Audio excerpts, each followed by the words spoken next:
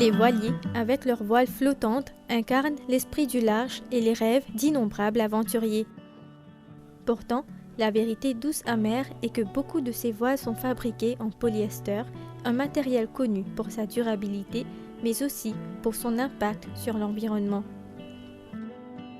Le polyester, un polymère synthétique, met des siècles à se décomposer et, lorsqu'il le fait, il se décompose en minuscules particules connues sous le nom de microplastiques. Ces particules polluantes s'infiltrent dans nos océans, nuisant à la vie marine et aux écosystèmes. Consciente de ce dilemme environnemental, Save a Sail, fondée par Marine et son frère Julien il y a 10 ans, s'est lancée dans une noble mission. Save a Sail a trouvé une solution pour empêcher ces voiles de rejoindre les rangs des polluants dans les décharges et les océans et les recycle pour en faire des accessoires élégants et fonctionnels.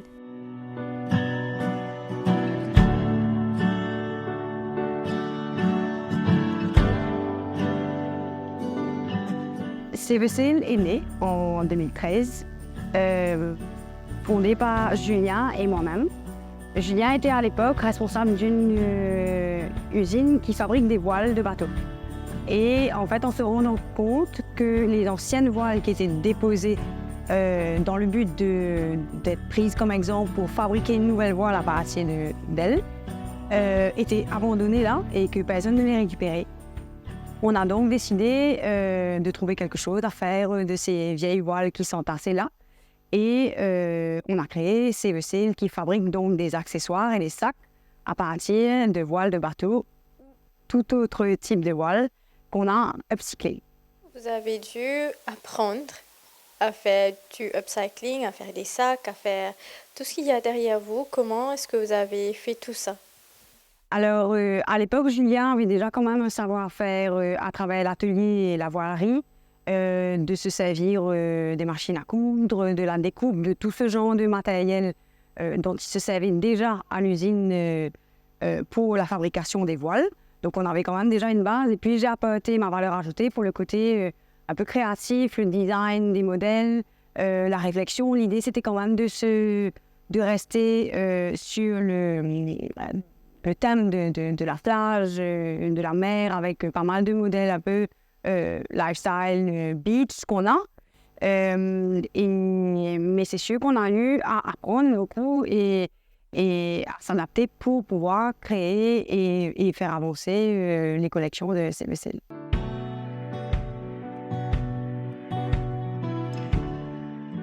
Initialement, les voiles prennent naissance chez MU Sailmakers.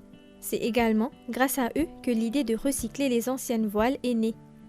Lorsque les clients rapportent des voiles qui ne peuvent plus être utilisées, elles sont envoyées à Save a Sail pour les transformer en nouveaux produits.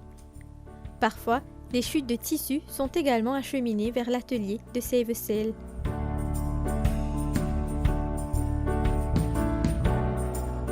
En ce moment, on est en train de faire une voile neuve pour un catamaran qui est à Grand Bay. Donc, une durée de vie environ d'une voile, c'est de 5 à 6 ans. Ça dépend de la quantité que le bateau va sortir. Si c'est un bateau qui va sortir tous les jours, on peut avoir de 5 à 6 ans. Et c'est un bateau qui est pour un particulier qui va sortir, par exemple, une fois ou 2 fois la semaine, un truc comme ça. Ça va être un peu plus. Ça peut aller jusqu'à environ 10 ans. Et quelque chose qu'on ne réalise pas, sachant qu'on habite sur une île, c'est que l'industrie de la voile, des bateaux, c'est une grande industrie, ça demande beaucoup de ressources. Pour les bateaux, ça demande beaucoup de voiles. Et par rapport à vos observations à vous et vos partenariats aussi, qu'est-ce que vous avez observé? À Maurice, il y a allons dire 2 types de voiles. C'est-à-dire qu'on a les voiles pour les catamarans. Donc il y a tous les charters à l'île Maurice qui emmènent les touristes dans les îles. Donc ce sont des catamarans. Et ça, on fabrique donc des voiles neuves et on a beaucoup de maintenance aussi sur les voiles. Ensuite, tous les hôtels qui sont à l'île Maurice ont des boathouses où les touristes qui sont dans les hôtels viennent louer des petits bateaux comme des Hobbycat, des Lasers, des Optimistes, etc. Et tous ces petits bateaux-là, ils travaillent disons, avec les hôtels pour fabriquer des voiles neuves pour les petits bateaux et il y a beaucoup de maintenance aussi, réparation, etc. Normalement, les managers de boathouse emmènent leurs voiles ici ou les propriétaires de bateaux pour la maintenance, les réparations, etc. Et bon, c'est vrai qu'après 6 à 7 ans, ça ne vaut plus la peine de faire des réparations parce que de toute façon, le tissu est fatigué, etc. La voile est un peu pourrie. Et même si on la répare, il y a de grandes chances qu'elle se déchire après 2 sorties. Donc à ce moment-là, il serait plus judicieux d'investir dans une voile neuve. Et c'est à ce moment-là qu'on recycle l'ancienne voile pour faire des sacs, etc. avec.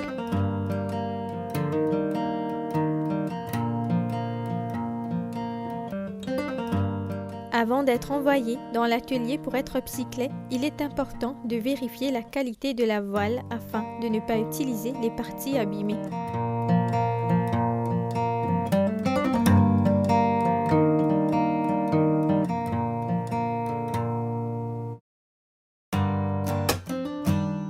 Parfois, qu'une petite partie peut être récupérée pour en faire des pièces upcyclées.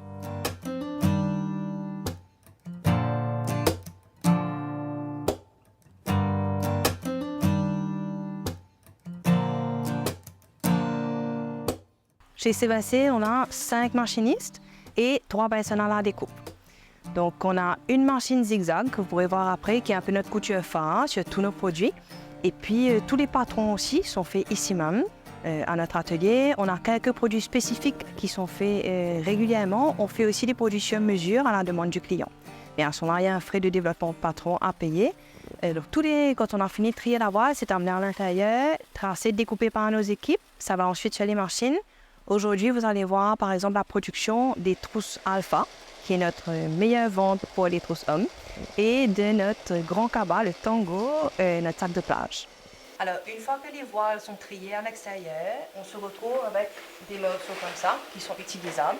Et on vient donc à la partie découpe, où vous voyez tous les patrons sur les murs. Tous les patrons sont faits à l'atelier ici. Et ils vont tracer, chaque morceau de voile est vraiment calculer comment est-ce qu'on va placer le patron pour que par exemple on puisse avoir un morceau de couture pour que ce soit plus joli. Et donc là par exemple on a la fabrication du sac de plage.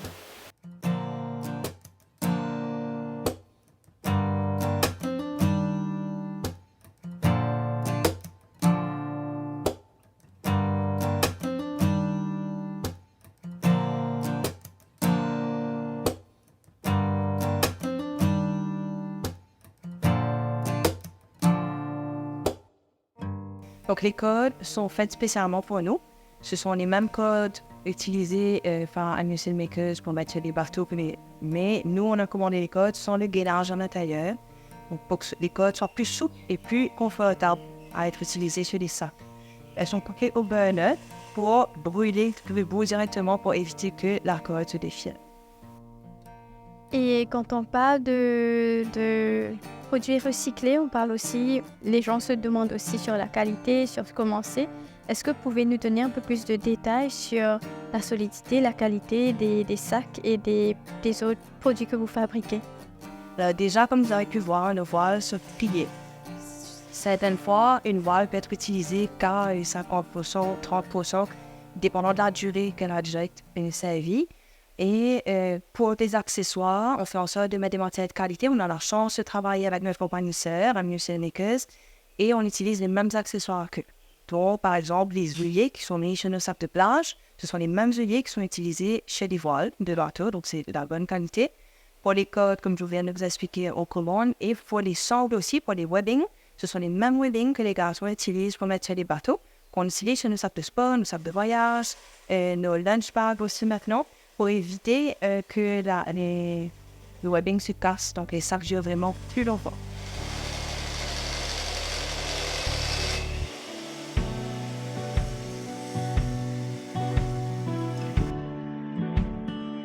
À la base, CVC, c'était sans doute un rêve que vous avez eu et là, le voyant aussi, avec tant de succès, ça vous fait comment?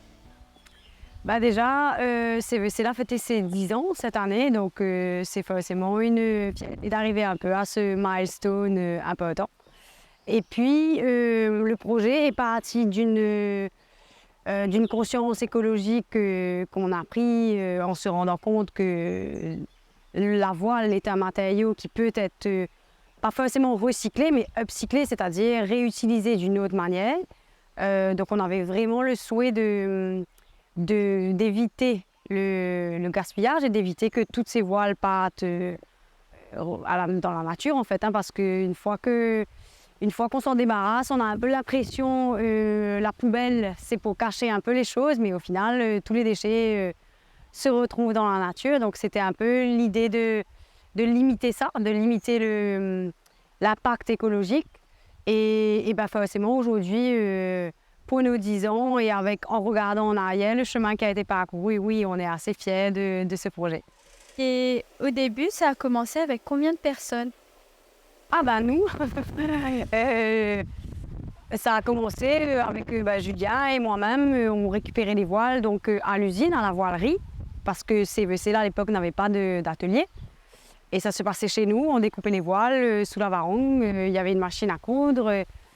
On a appris un peu en do-it-yourself à faire tout le montage des sacs passé par nous. Et puis petit à petit, on a recruté, on a eu une, et puis deux, et puis trois personnes dans l'atelier. Et là, il y a vraiment une équipe qui est née. Mais dans les débuts, on faisait tout nous-mêmes.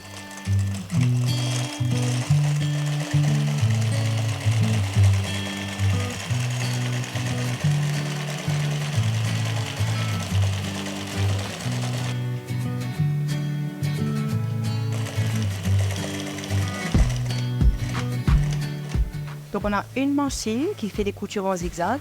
C'est un peu notre touche personnelle à nous. On retrouve sur tous les numéros de nos sacs qui sont cousus avec cette fameuse couture zigzag. On a aussi notre étiquette qui est cousue sur toutes les trousses et les sacs avec cette couture zigzag.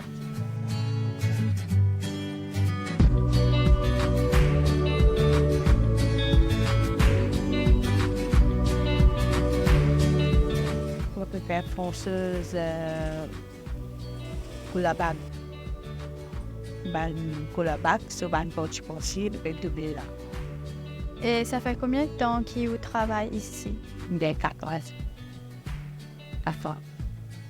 Quand vous dites du monde qui vous fait un sac, tout ça là, et la voile, qu'est-ce que vous dites? Je dis, tu t'en veux quitter, je pas connais faire la voile. C'est tout ça. Travail tout ça. Ça a une utilité comme hobby. Je dis, on finit faire des côtés de vie.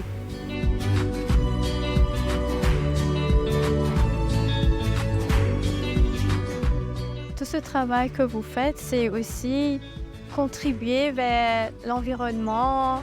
Quelle est votre opinion, en quelque sorte, de la pollution à l'île Maurice, surtout la pollution marine? Alors, c'est un sujet pas sensible, mais bon, j'aurais pu débattre longtemps dessus. Je pense que le Mauricien, pour généraliser un peu, mais n'est pas assez sensibilisé sur les problèmes écologiques qu'on a. On est une petite île, on a des ressources naturelles qui sont limitées, comme la terre entière. Et malheureusement, on ne prend pas assez soin de notre île. Et comme je disais juste avant, mettre des choses à la poubelle, ou même, au final, même à la poubelle de recyclage, c'est un peu camoufler quelque chose. En fait, le problème, il faut remonter vraiment à la source. Et je pense que c'est bien aujourd'hui de recycler, de upcycler et de faire attention à ces déchets. Mais si on repart à la source, il faut vraiment, en fait, prendre conscience que c'est dans notre façon de consommer les choses qu'il faut changer. Il faut changer vraiment ce qu'on va acheter, pourquoi on va l'acheter, d'où le produit provient. Je suis une activiste engagée pour l'écologie, pour l'économie locale. Et c'est vraiment, vraiment important que le Mauricien aujourd'hui repense ses habitudes de consommation pour espérer voir un changement et une amélioration. C'est une question que je pose souvent aux gens dans cette émission, c'est leur opinion sur cette société c'est une société de surconsommateurs qui ne réalisent pas ce qu'ils font. Et vous-même, quand vous voyez ça, qu'est-ce que ça vous fait? Ça me révolte. Ça me révolte. Honnêtement, j'ai été, comme je disais, engagée pendant longtemps pour ce combat. Aujourd'hui, je porte encore ces convictions-là au fond de moi et c'est des valeurs qui sont ancrées en moi. J'ai essayé de passer la colère parce que c'est vrai que quand on est fondamentalement convaincu que cette surconsommation et ce capitalisme, ce n'est pas la bonne façon et ce n'est pas le bon chemin que la société, que l'humain, que le Mauricien doit emprunter, bah forcément, on est déçu tous les jours en fait. On est déçu à partir du moment où on ouvre sa porte le matin et à partir du moment où on voit tout ce qui se passe autour, partout autour de nous. Donc on est tout le temps au final en train d'observer tout ça, en train de mesurer un peu l'impact que ça peut avoir. Et bah, on est tout le temps déçu et on est tout le temps en colère. Et moi, c'est quelque chose que j'ai gardé en moi longtemps. Je réalisais que ça n'allait clairement pas mener quelque part d'être en colère contre les gens qui juste ne réfléchissent peut-être pas au même sujet auquel nous, on est sensibles. Mais plutôt qu'il fallait utiliser cette colère-là, la transformer en énergie positive, c'est-à-dire de travailler pour aller conscientiser les gens, pour discuter, pour expliquer, pour prendre la parole. Comme je disais tout à l'heure, ça m'est déjà arrivé de prêter ma voix pour des sessions de workshops, de sensibilisation à la radio, à la télé, d'essayer justement de conscientiser un peu le peuple mauricien à toute cette problématique écologique.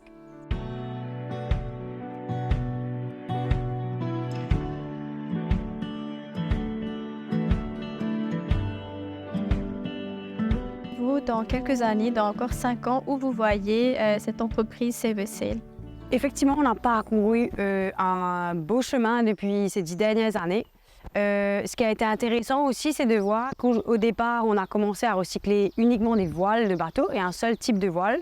Et puis, on s'est un peu diversifié sur les différents matériaux qu'on récupérait et qu'on transformait. Et on s'est diversifié aussi sur les catégories de produits qu'on proposait. Alors, dans les matériaux, on a évolué, on a recyclé, upcyclé plutôt tout type de voiles, donc des voiles de kitesurf, des voiles de windsurf, et puis on s'est concentré sur les billboards qui sont aussi qui représentent un volume de déchets énorme. Et ensuite, dans la catégorie dans les produits sur lesquels on a évolué, on a commencé avec des petits sacs de plage et des accessoires et aujourd'hui on fait du mobilier, des objets déco, des objets qui sont pratiques dans le quotidien comme des pochettes de laptop, comme plein de choses qui peuvent servir toujours. Donc on a parcouru un beau chemin à ce niveau-là. Je ne souhaite que ça continue et qu'on puisse justement continuer à réutiliser des matériaux pour ne pas qu'ils finissent dans la nature et que ces vaisselles puissent continuer de s'épanouir et de grandir dans ce sens-là. Et si vous aviez quelque chose à dire aux personnes qui vous regardent par rapport à l'upcycling, le recyclage, la façon de vivre, ce serait quoi?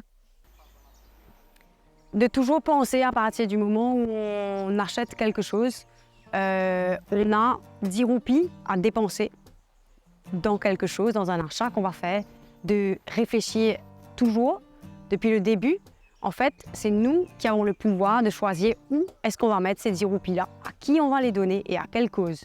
Donc, à chaque fois qu'on consomme, c'est sûr que tous les gens qui regardent et toute la société mauricienne ne peut pas changer toutes ces consommations du jour au lendemain, mais si au moins on a quand même un pouvoir, c'est notre pouvoir d'achat et donc de prendre des décisions et de faire des choix. De quelle manière est-ce qu'on veut dépenser notre argent? À qui est-ce qu'on veut le donner? Donc forcément, pour en revenir à l'économie locale et en plus à des produits durables et écologiques, c'est encore mieux. Mais à chaque fois qu'on va venir dépenser de l'argent pour quelque chose, de penser à qui on le donne et pour quelle cause.